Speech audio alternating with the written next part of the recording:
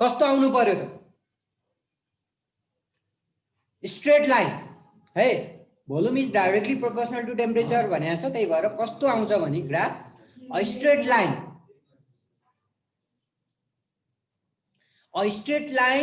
which intercept है which intercept y axis अथवा volume axis भन्दा नि हुन्छ हो भोल्युम एक्सिसलाई पोजिटिभ भोल्युम एक्सिसलाई है अब यो भोल्युम भएपछि यो ओरिजिन भयो स्टार्टिङ तल चाहिँ भोल्युम के हुन्छ नेगेटिभ हुन्छ माथि भोल्युम पोजिटिभ हुन्छ त्यही भएर पोजिटिभ भोल्युम एक्सिसलाई कट गर्ने स्ट्रेट लाइन आउँछ है सुरुमा अब यसले के इन्डिकेट गर्छ त टेम्परेचर बढ्दै गयो भने हेर्दा यो डाइरेक्सनमा के हुन्छ टेम्परेचर बढ्छ यो कर्भ माथितिर गइरहेछ भन्नुको मतलब भोल्युम पनि बढिरहेछ जस्तै हेर यो पोइन्टको लागि हो यो पोइन्टको लागि टेम्परेचर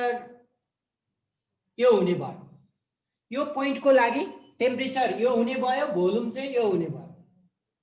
ठीक छ यो सुरुमा एउटा मैले कन्सिडर गरेँ एट दिस पोइन्ट भोल्युम भनेको यो हो टेम्परेचर भनेको यो सपोज अब म यो पोइन्टमा मुभ गरेँ यो पोइन्टमा मुभ गर्दा के भयो हेर्दा टेम्परेचर त इन्क्रिज भयो यो पोइन्टबाट यो पोइन्टमा त टेम्परेचर इन्क्रिजिङ भइरहेछ किनभने यो पोजिटिभ टेम्परेचर एक्सिस हो यो भनेपछि भोल्युम पनि के भयो इन्क्रिज भयो यो पोइन्टमा भन्दा यो पोइन्टमा भोल्युम बढी छ भनेपछि यो ग्राफले के इन्डिकेट गरिरहेछ त when temperature is increasing volume is also increasing अथवा यसलाई भाइस वर्सा हामी उल्टो तरिकाले नि भन्न सक्छौं when temperature is decreasing volume is also decreasing र यसले भन्न खोजेको के हो त simply volume is directly proportional to temperature हैन चार्ल्स ल को मिनिङ यही नै हो ठ्याक्कै हैन भोल्युम चाहिँ टेम्परेचर सँग डाइरेक्टली प्रोपोर्सनल हुन्छ भन्ने कुरा यो ग्राफले पनि देखायो okay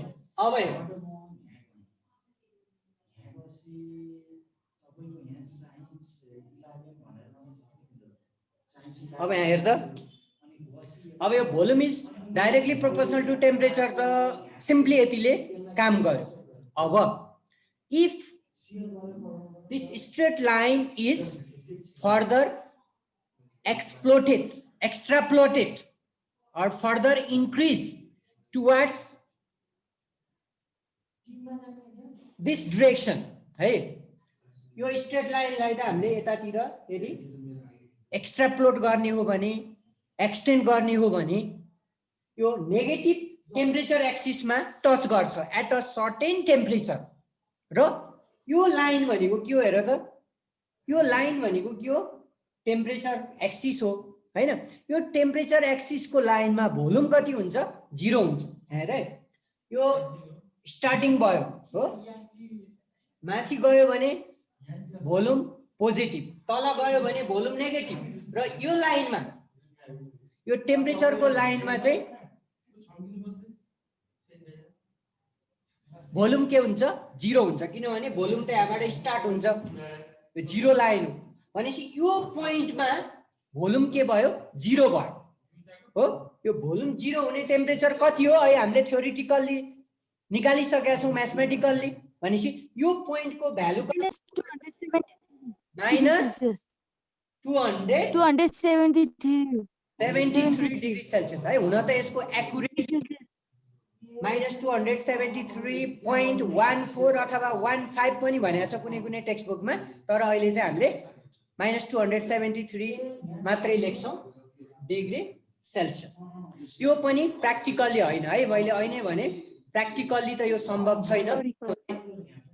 no any gas can be cooled up to this minimum temperature हो प्र्याक्टिकल्ली कुनै पनि ग्यासलाई हामीले अलि माइनस 273 डिग्री सेल्सियस सम्म कुल गर्न सक्दैनौं किनभने यो टेम्परेचर नपुग्दै त्यो ग्यास कि लिक्विड बन्छ कि सोलिड बन्छ भन्ने तर म्याथमेटिकल्ली अथवा थ्योरिटिकल्ली चाहिँ माइनस 273 डिग्री सेल्सियसमा भोल्युम 0 हुन्छ भनेर अहिले हामीले देखाएको थियौं त्यही भएर यो भोल्युम 0 हुने टेम्परेचर चाहिँ कति हो त माइनस 273 डिग्री सेल्सियस हो र र यही टेम्परेचरलाई के भन्ने हो एब्सोल्युट जिरो त्यही भएर एब्सोल्युट जिरो भन्यो भने कुनै पनि ग्यासको भोल्युम जिरो हुने टेम्परेचर हो र यो चाहिँ प्र्याक्टिकल्ली एटेन गर्न मिल्ने टेम्परेचर होइन theoretically attainable minimum temperature at which volume occupied by a gas becomes zero is called absolute zero in fact no any gas can be cooled up to this minimum temperature because before reaching this minimum temperature all the gases either liquefy or solidify and occupy no volume र यही temperature जुन टेम्परेचरमा volume zero हुन्छ theoretically त्यसैलाई हामीले के भन्छौँ absolute zero र जुन थर्मोमिटरको लोअर फिक्स पोइन्ट चाहिँ -273 डिग्री सेल्सियस चाहिँ हामीले फिक्स गर्न सक्छौँ त्यो थर्मोमिटरको स्केललाई नै एब्सोल्युट स्केल अफ टेम्परेचर भनेर भन्ने हो ग्राफमा यति कुरा बुझ्ने हो तिमीहरूलाई रिप्रेजेन्ट चार्ल्स ल ग्राफिकल्ली भन्यो भने जस्ट त्यो ग्राफ मात्रै प्लट गरिदिने र त्यो ग्राफमा एब्सोल्युट जिरोको भ्यालु पनि इन्डिकेट गरिदिने है कहिलेकाहीँ क्वेसनमै भने हुन्छ ड्र के अरे represent charge la graphically and also indicate absolute zero भन्यो भने यसरी ड्याश ड्याश ड्याश गरेर यो लाइनमा टच भएको पोइन्टमा चाहिँ भोल्युम जिरो हुन्छ र यो भोल्युम जिरो हुने टेम्परेचरको भ्यालु -273 डिग्री सेल्सियस भनेर लेखिदिनु ओके यो ग्राफको तल लेख्ने फिगर आई अ प्लट अथवा a graph of a plot of volume against temperature a plot of volume B against temperature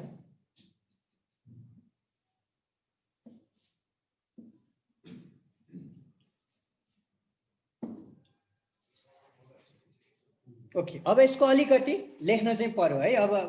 represent graphically मात्रै भन्यो भने यु शुड नट राइट हो just so it graphically figure मात्रै देखाइदिए पुग्छ तर अब estate and explain Charles law भनेर तिमीहरूलाई 5 मार्क्समा चाहिँ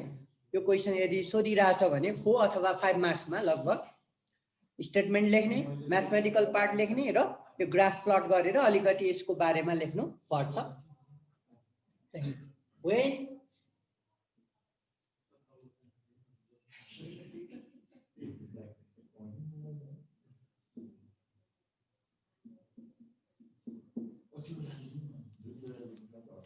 volume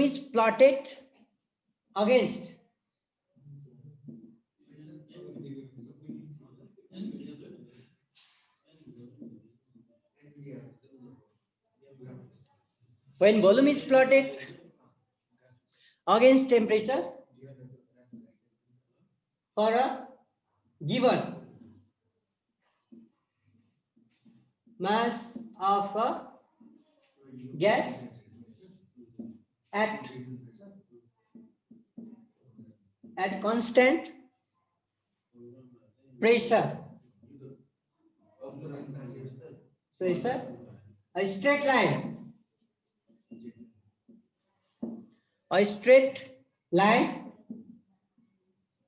is obtained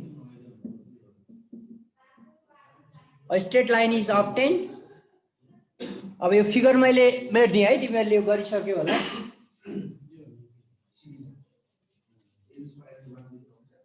a straight line is obtained as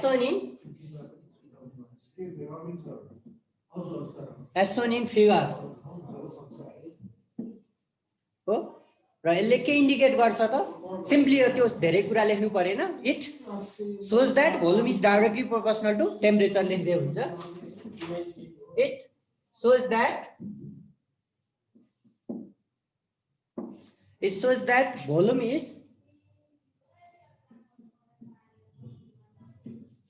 volume is directly proportional to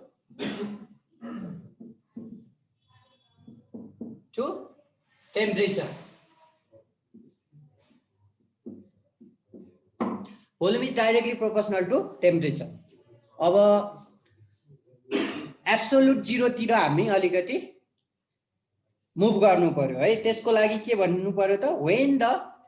graph is extra plotted है त्यसलाई अझै हामीले इन्क्रिज गर्दै गयौँ भने, एक्सटेन्ड गर्दै गयौँ भने इट टचेस टेम्परेचर एक्सिस हो at minus 273 degrees Celsius, at which volume occupied by the gas is 0.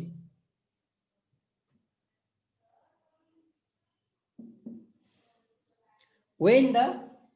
graph is extrapolated भनेको त्यसैलाई फर्दर इन्क्रिज गर्दै जाने हो भने, when the graph is extrapolated, it touches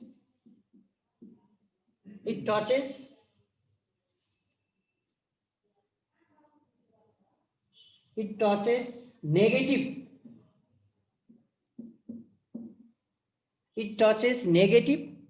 temperature axis. It touches negative temperature axis at which र त्यो temperature एक्सिसमा चाहिँ के हुन्छ, भोल्युम 0 हुन्छ. It touches negative temperature axis at which volume of the gas अथवा volume occupied by the gas,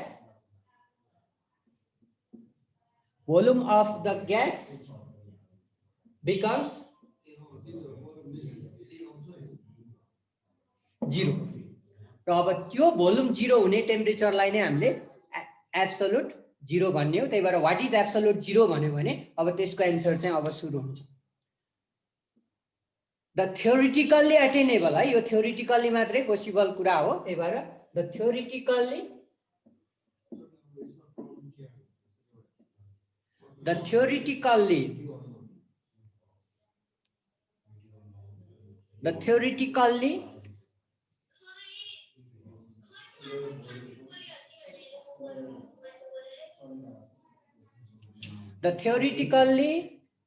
attainable है, ATTAINABL, the theoretically attainable minimum temperature, the theoretically attainable minimum temperature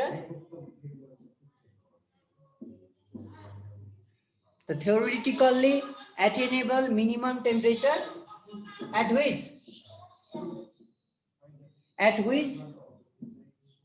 which the volume occupied, the theoretically attainable minimum temperature at which the volume occupied by a gas becomes 0.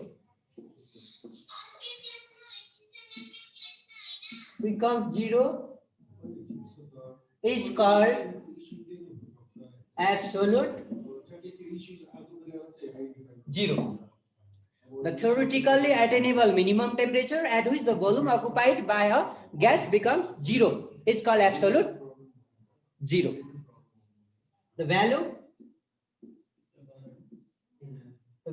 of absolute 0.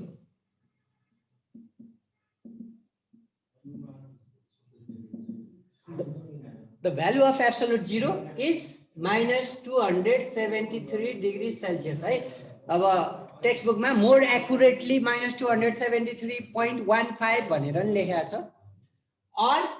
यसलाई 0 Calvin पनि भनिन्छ है. Absolute 0 भनेको 0 Calvin पनि हो. र यो चाहिँ थ्योरिटिकल्ली मात्रै पोसिबल छ है. In fact,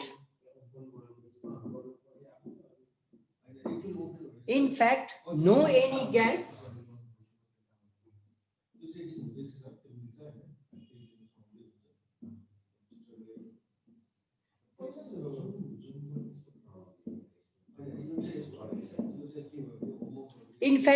gas can be cooled up to this minimum temperature भनेको कति त, that is minus 273 degree Celsius, because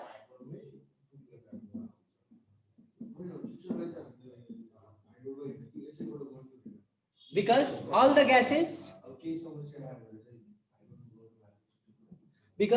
gases either liquefy either liquefy or solidify, because all the gases either liquefy or solidify and occupy no volume. Occupy no volume means zero volume. That is zero volume before reaching. Time सकियो Before reaching this temperature. A thermometer having lower fixed point at this absolute zero, that is minus 273 degrees Celsius, is called absolute scale of temperature भनेर हामी define गर्छ। यो नि कहिले काहीँ सोधिरहेछ, define absolute zero and absolute scale of temperature भनेर है त। आजलाई यति गरौँ। अब भोलि यसको अब एप्लिकेसन अलिकति दुईटा पोइन्ट लेख्न सकिन्छ, यसको पनि एप्लिकेसन त्यो हामी डिस्कस गरेर अनि now we combine the Boyle's law and Charles law to get combined gas equation. Okay, this much for today है त। ल अर्को नेक्स्ट क्लास सुरु हुन्छ अब तिमीहरूको। ल मैले है, बाई बाई। तपाईँको